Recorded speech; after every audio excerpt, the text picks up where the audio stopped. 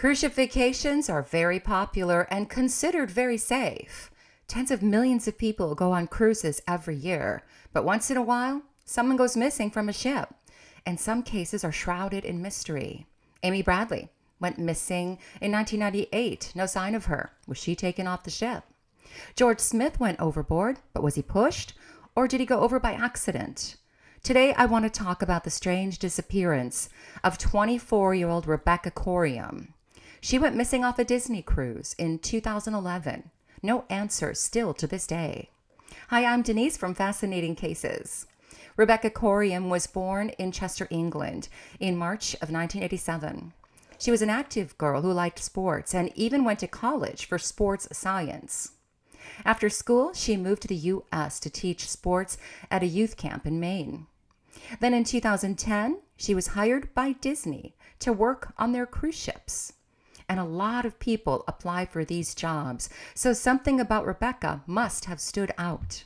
She got a job keeping kids entertained on the Disney Wonder, based in Los Angeles. It was a perfect job for Rebecca. In March of 2011, the ship set sail for ports of call along the Mexican Riviera. Rebecca kept in close contact with her family through Skype and Facebook, and she was even going to surprise her family with tickets to visit Disney Paris. But that surprise would never take place. On March 21st, Rebecca messaged her parents telling them she would call them the next day. But Rebecca never called again. On Monday of March 22nd, Rebecca did not show up for work. She was not in her room. She wasn't found on the ship. And she didn't answer to her name being paged on the ship's PA system.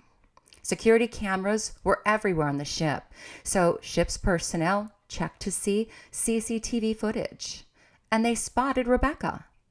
It was 5:45 a.m., and Rebecca was using an internal ship telephone. She was in a crew area and appears to be very upset. She is wearing very baggy clothes that are clearly not hers.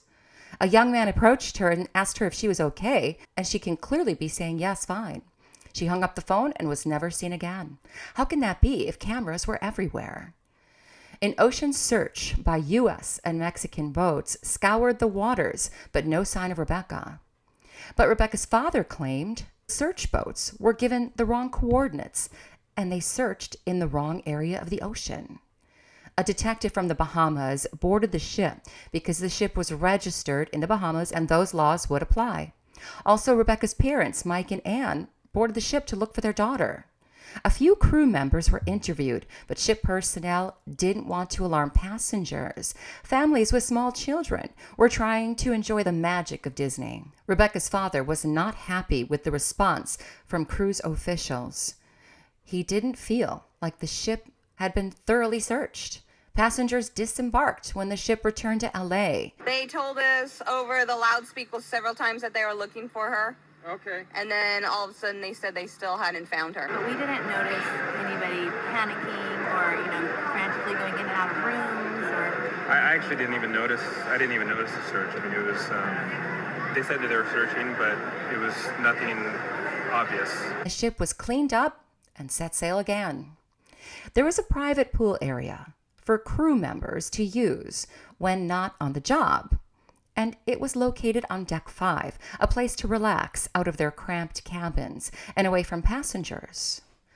The ship captain told the Coriams that Rebecca most likely went overboard when hit by a rogue wave in the pool area. A crew member even placed flowers for Rebecca in the area as if for a memorial, and a flip-flop with flowers on it was found near the pool. Rebecca was on the phone getting upset. Then she went to the crew pool where she either jumped or that wave took her over, which sounds very silly. Her parents weren't buying it. A wave big enough to sweep someone overboard would be noted by others, and calm weather was reported. And they said those flip-flops weren't even Rebecca's style or size. They weren't hers. Her parents felt like ship officials were saying, "Oh well, what a shame, Rebecca went overboard, let's carry on." The official investigation ended, but others were too curious to just let it go. Journalist John Ronson took a trip on the Wonder, and he went incognito to see what he could uncover, and a lot of the same crew members were present. He wrote an article about his experience for the Guardian publication. Crew members on the down low said Disney and ship officials and the police in the Bahamas know more than they were telling the public. Ronson looked around as well to see where Rebecca could have gone over. Deck number 5, where the crew pool was, had very high privacy walls. A wave could not have taken someone out, right? Disney said Rebecca on the phone was the last time she was seen. But cameras were everywhere, so how can that be? Was Disney hiding tapes from investigators? Ronson left the ship with more questions than answers. Then in 2016, a friend and coworker of Rebecca's on the ship came forward to talk about Rebecca's final hours. Her name was Tracy Medley. She said Rebecca was using cocaine at the time of her disappearance, recalling that one time Rebecca even became belligerent and distressed, and she was drinking heavily and screaming and crying and banging her head against the walls. According to Tracy, Rebecca claimed she was a failure and too afraid to even jump overboard, a weakness, Rebecca said. The next night, Rebecca and Tracy drank with Devin, Tracy's boyfriend, and the three engaged in relations with each other, shall we say. At Rebecca's suggestion, Tracy had said. Rebecca, that early morning, left the room with some of Devin's clothes on, which is why she was seen with baggy clothing. And then she was seen on that CCTV footage. Rebecca did not return to the room, and Tracy had a feeling something was not right. Tracy believes Rebecca jumped. Rebecca's family said Tracy's story rings false. It wasn't the fact that Rebecca could have been gay, but her father believes she was coerced into having sex with Devin, maybe against her will, and that's why she was so distressed early that morning. Did Rebecca regret her actions? Did it drive her overboard? One of Rebecca's closest friends on the ship said no one even questioned him at all, proving the investigation was shoddy. Did he know something he could have shared? Rebecca's parents set up a website, Help Us Find Rebecca, and they're hoping it will provide answers someday. Rebecca did not commit suicide, most likely. She was giving her family tickets to Disney Paris, and she had a note by her bedside saying, "Call Mom." But is there any truth to the claim that Rebecca was using cocaine and therefore troubled or unstable? Who was Rebecca talking to on that phone?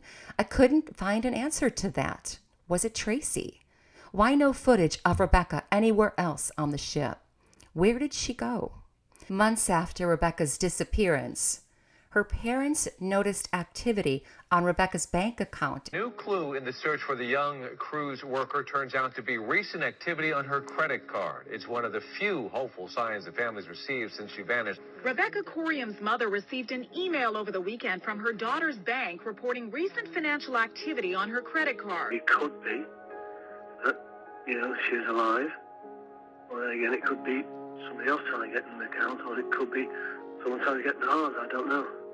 It's in the hands that's been investigated at the moment. That's all we know on that at the moment. And her Facebook password was changed. Was Rebecca alive somewhere? Was someone else using her accounts? So what happened to Rebecca? Either she jumped on purpose, or she went overboard by accident. Did someone push her overboard? Did someone take her off the ship? Or was she killed and her body taken off the ship? The ship disappearances have no conclusions, no definitive answers. The Coriam sued Disney and settled in 2015, but one stipulation was they ask no more questions and say no more about the case. So what do I think happened? I think something seriously upset Rebecca that morning. Maybe it had something to do with that threesome. Was Tracy Rebecca's girlfriend and she was upset that they involved a third party? Did Rebecca do something against her will? Or did she just regret something after being maybe too intoxicated? In my opinion, the answers lie there. But what exactly happened to Rebecca remains a mystery for now. And I pray her family, like Amy Bradley's family and George Smith's family, get answers someday. So what do you think happened to Rebecca? What are the scenarios? Do you think she went over by herself? What about that wave? Was she killed and taken off the ship? Let me know your thoughts in the comments and I will get back to you, and I will be talking to you real soon. Don't forget to like and subscribe. Thanks again.